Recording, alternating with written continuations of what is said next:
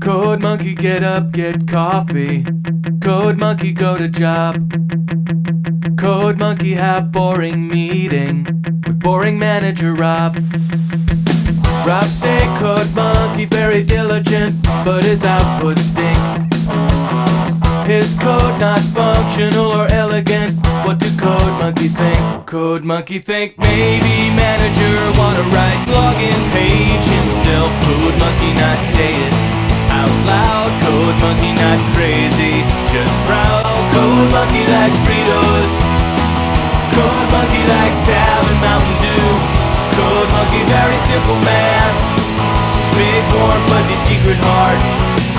Code monkey like you. Code monkey like you.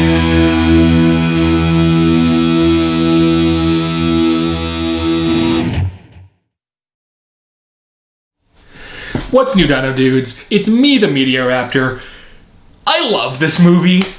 2018's Six-Headed Shark Attack is probably one of the best bad shark movies I have ever seen, and you need to watch it. I am sorry.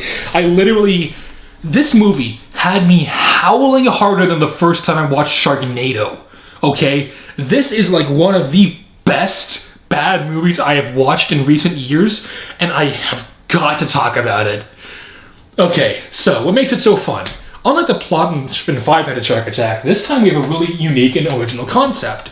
Essentially, we're at like this couples retreat, trust building, marriage counseling place, where these couples that are all like extreme stereotypes in one way or another come together because they need to like work on their marriage. And then right out of nowhere, a six-headed shark shows up and starts killing people. These characters range from super annoying and you want them to die to at least tolerable and kind of funny. But what really makes this movie work is the absurdity.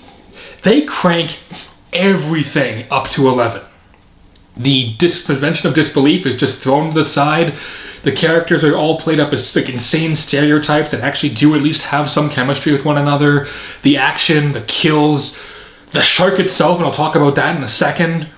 Everything about this movie, including the dialogue especially, is just so hammy and over the top, and all the actors are just giving it 150% without giving 150%, that you cannot stop smiling and you cannot stop laughing the whole way through. This is exactly what I come to for a bad shark movie. We have stupid characters, a stupid plot, and an amazing monster. And you know what? The movie knows that. It really feels like everyone who worked on it went, okay, this is stupid. Let's do it. And it is just so entertaining to watch. Sure, I kind of wish we saw more of the shark, but what we see in the end definitely makes up for that. You see, some of these characters, especially like, there's these stupid Zen hippie characters, it kind of seems like they're trying to do something with them, that like, oh, their knowledge or something will like end up helping them, or maybe they'll do something unique with like ki and all that. No, it really doesn't. They're just really annoying 90% of the movie. And, you know, I'm going to spoil a few things here, so if you don't want spoilers, go ahead and go watch the movie, and then come back to this review. One of our characters, one of the people that's there for this couples retreat, he goes from just being like indifferent and kind of whiny to downright sociopathic, like willing to shoot the main character with a gun rather than try and kill the shark. Yeah, I'm not making this up. This old bolt-action rifle they find in a lighthouse that apparently still works after like 30 years or something. Yeah, he decides, hey, I'm going to try and kill the main character rather than the shark. Because reasons. And you don't need reasons because it's just so dang fun. I love the scenarios they get into, these weird kind of fight for survival when they're trying to, you know, get the boat going, and when they're trying to figure out, hey, can we all swim or not? And there's a few pretty good fake outs when it looks like a character is dead and then they're really not. And heck, even the hippie characters, they have a really interesting and funny death. This movie is super memorable for so many reasons, especially beyond the writing. But I have to spoil this. I have to spoil this, and if you want to just see this movie unspoiled, I'm going to show a clip, so I have to tell you, close your I don't know, just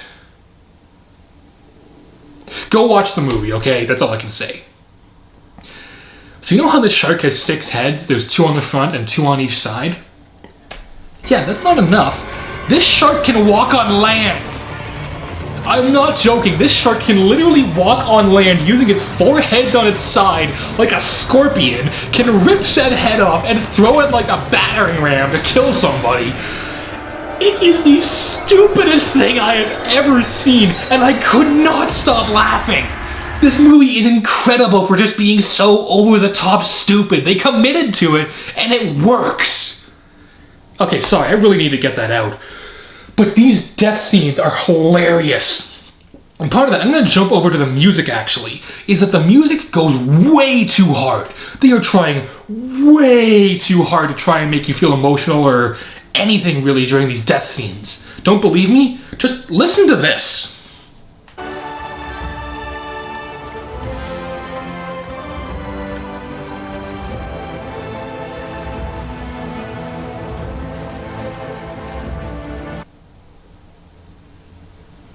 Yeah, they are really trying to make you feel something. It honestly reminded me a bit of Dr. Serizawa's death in Godzilla King of the Monsters, but unlike where that movie actually made me cry a little, this movie had me rolling off my bed laughing as these characters were being devoured.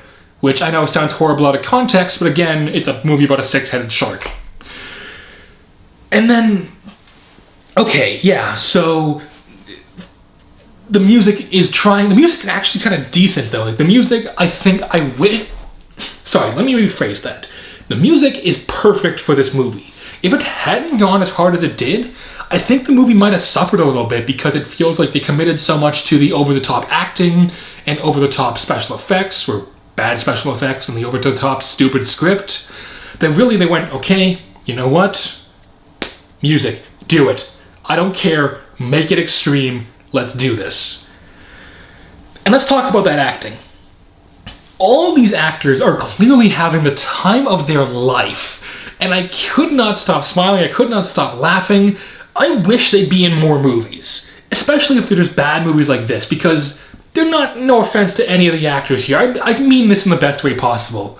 They're not great actors, but they're entertaining actors. They took a script called The 6-Headed Shark Attack and said, you know what? We can do something with this. And they do. They act out these ridiculous scenes of romantic tension. They act out these ridiculous scenes of sacrifice and pain and loss. So much so that, again, spoilers here, when the main character's wife dies, quite horrifically, he starts screaming like he's Anakin Skywalker at the end of Star Wars Episode 3.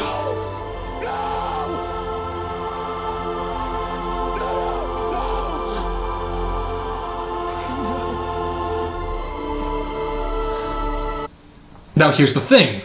Rewatch that clip and look at the actress next to him.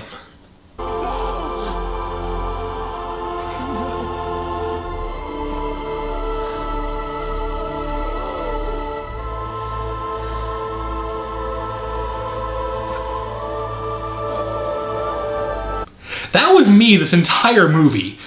The actors give it so over the top, it doesn't matter if they can actually hit the ranges they're trying to go for or not. They commit to every line as if it's going to be like framed and put up on a wall, and I salute you.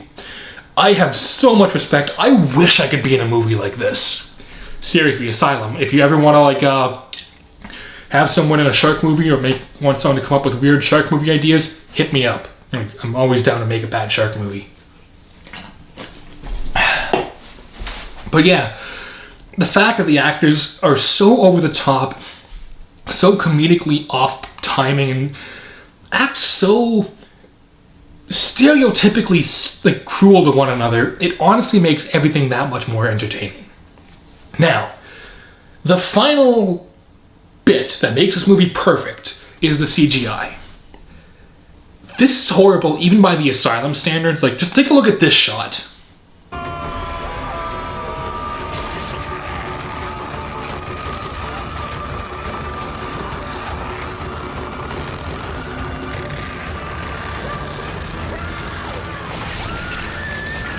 Or this shot.